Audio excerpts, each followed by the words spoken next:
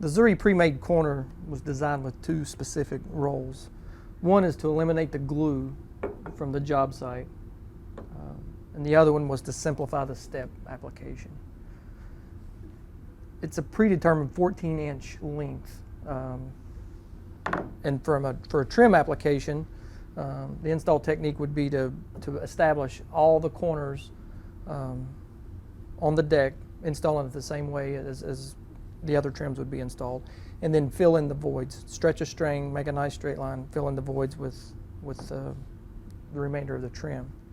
On the step application, it can be used, the 14 inches is so that it rests and allows you a miter return at the back, or it can be cut off, determined by the tread width. But there is one thing that we'd like to talk about from an aesthetic perspective.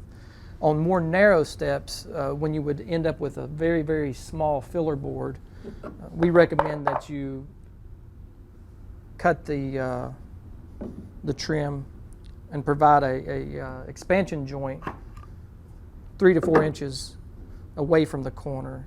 And this is just more aesthetically pleasing. It's not a requirement, but recommended.